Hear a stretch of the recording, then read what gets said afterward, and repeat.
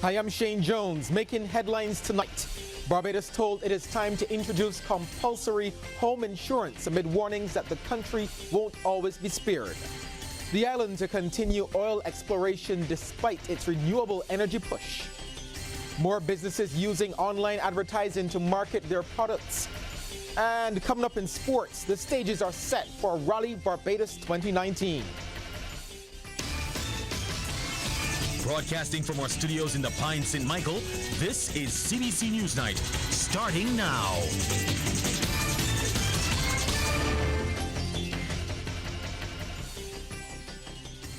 Leading the news at 7, the island is being warned to face the reality that it could eventually be struck by a devastating weather event. According to Minister of Energy and Water Resources Wilfred Abrams, while we can't prevent it, we can prepare ourselves for that time. He made the comments during the commissioning of a new photovoltaic system at the St. Mark's Community Center. Sharika Griffith reports.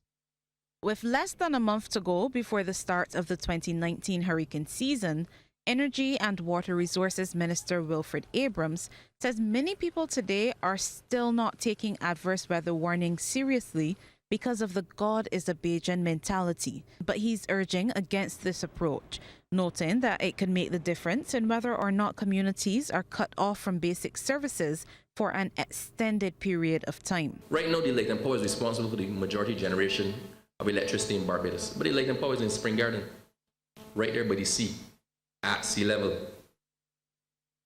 If a major system hit Barbados, you've all seen the videos from Miami when the storm surge came in and in Dominica, Light and Power is going to be wiped out. And then what? Then we take forever to get back up and running. So they're going to start by reconnecting those closest, and then they move outwards. St. Philip, as beautiful and picturesque as it is, will be among the last to get reconnected. I mean, practically and logistically speaking. Minister Abrams believes the solution lies in the Disaster Risk and Energy Access Management, or DREAM project. He made the comments during a ceremony to commission the new 2.5 kilowatt solar photovoltaic system at the St. Mark's Community Center. Under the 4-year project, solar photovoltaic systems will be installed at over 30 community centers and polyclinics across the island. In addition to improving resilience, the project aims to reduce energy costs as well as carbon dioxide and greenhouse gas emissions.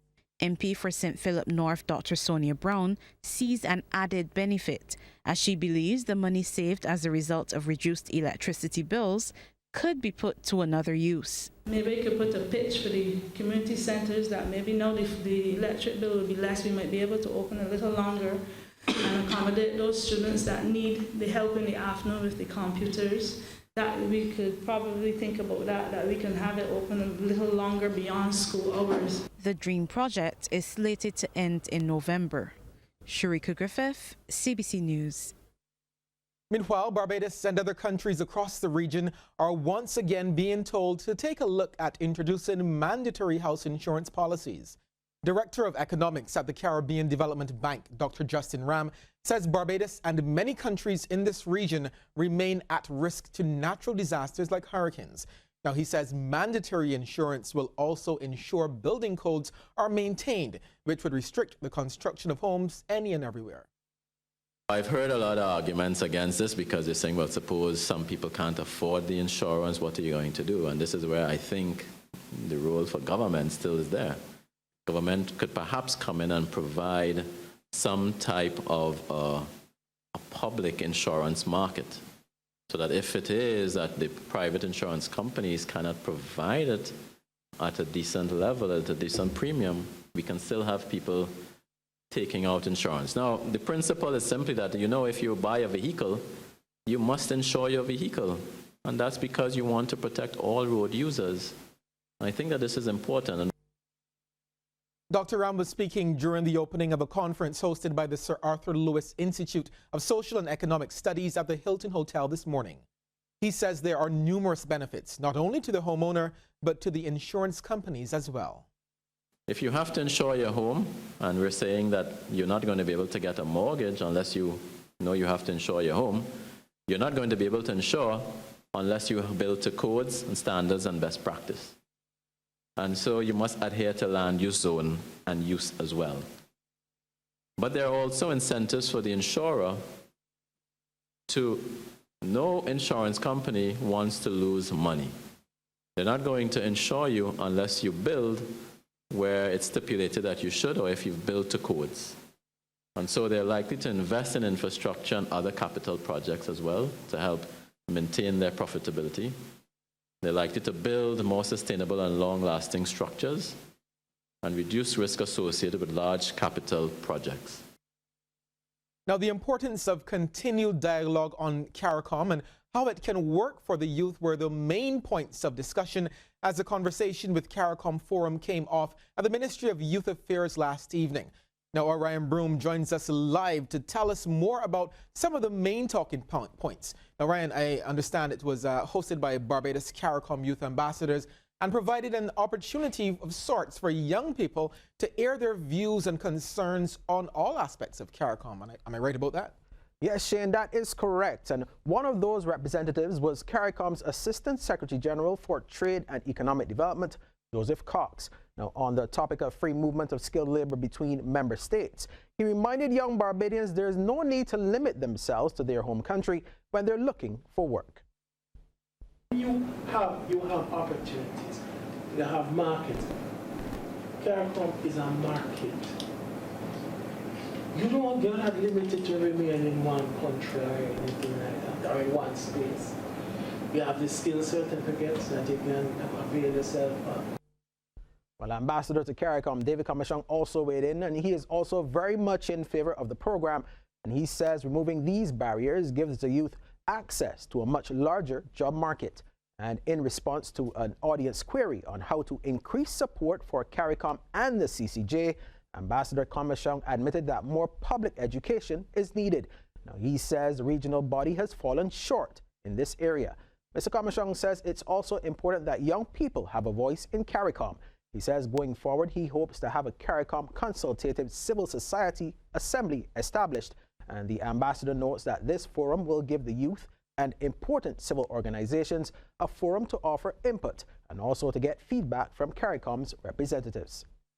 I would like the assembly to meet maybe once every quarter in a big school hall or the steel shed.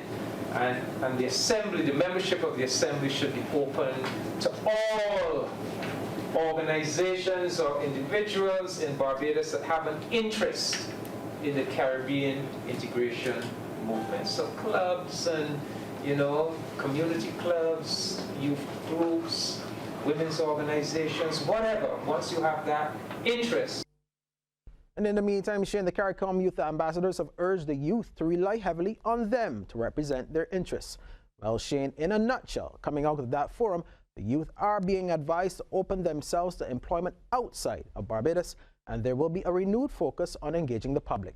But perhaps more significantly, that all-important serious discussion on CARICOM and its effectiveness for young people has started. A wider cross-section of local companies are turning to digital platforms to advertise their goods and services. That's according to Carlisle Roberts, who's a general manager of Barbados' leading digital marketing provider, Yellow Media Group. He was speaking to CBC on the sidelines of Yellow DigiCon 2019, a regional conference being hosted at the Lloyd Erskine Sandyford Center. Now, more than 250 marketing specialists, entrepreneurs, web designers, and customer service representatives have gathered to share their expertise and discuss standards and trends in the industry. It continues to grow and grow, the amount of interest that's here, and part of it is because the general population in Barbados is by and large online, and so people have realized that if they want to get in front of their customers or in front of the audience that they want to get in front of, then online is where they need to go, and so digital marketing is where it's at.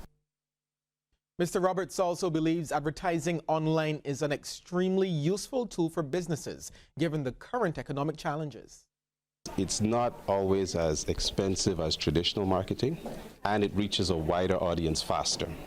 And so I know that we've been through some challenging times as a market and as an economy, but here's what I see. What I see is a rays of hope.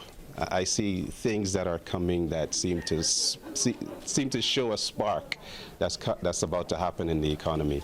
And because of that, I think more people are looking for things that are hopeful for them. So whether it is even advertising yourself for a job, it might be businesses trying to get their reach beyond what they would normally be able to get. And digital marketing provides that platform and the tool to be able to do that. While she is perhaps better known for her skills as an international trade and management consultant, former executive director of the Barbados Chamber of Commerce and Industry, Lisa Gill, has now answered a different kind of calling by authoring her first book. Drawing Closer to Him is a 21-day devotional that gives some insight into her personal walk with God. It does so in a way that also seeks to help others cope with the many challenges in their daily lives. She officially launched the book at the Radisson Aquatica and revealed that the devotional also includes a journal for readers to record their personal spiritual journey and prayers.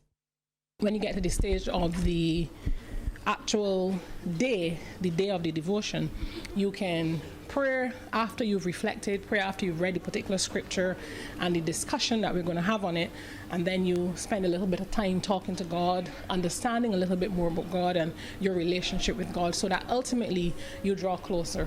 Bearing in mind that we're not just physical beings, we are spiritual beings, we're emotional beings, and we must tap into every aspect of who we are. And this book is ready to strengthen a person's devotional life and help them to build their relationship and get better as they relate to God. Checking in with our regional neighbors now, the U.S. Embassy in Guyana has agreed to extend its financial support for a special program aimed at boosting the country's justice system. The Strengthening the Criminal Justice System in Guyana project started in 2016 and was expected to end this year, but will now run until March 2021. The embassy will provide an additional $1.7 million in funding. We get more in this report from HGP TV. The project will continue to build the capacity of the Guyana Police Force, the chambers of the Director of Public Prosecutions, and other justice sector entities through training and technical assistance, according to the U.S. Embassy in Georgetown. The project, which began in 2016 with an original end date of 2019, has so far built the GPF's nascent forensic video analysis capacity. The GPF has used the forensic video analysis methodology and equipment in the successful prosecution of several cases. Additionally, the project has provided training and technical assistance in case management, including major crimes, crime scene management, evidence management and chain of custody, and law enforcement supervisory skills. The embassy has committed an additional $850,000 to the project and extended the time frame to a total of 5 years. In full, the embassy will invest $1.7 million in Guyana's justice system through the project. The embassy notes the work of the government of Guyana to ensure the security of its citizens, counter transnational crime, and increase effective and timely prosecutions, and says it is pleased to collaborate with Guyana on these efforts. By the end of the project, the embassy intends for Guyana to have a cadre of police officers and justice sector officials who will successfully pursue and complete effective evidence-based prosecutions. Making a short stop in Trinidad and Tobago now, where health authorities are urging people to get vaccinated for measles. The Twin Island Republic's mandate is to get 95% of the population vaccinated against the disease. The chief medical officer there says there are enough vaccines to do the job.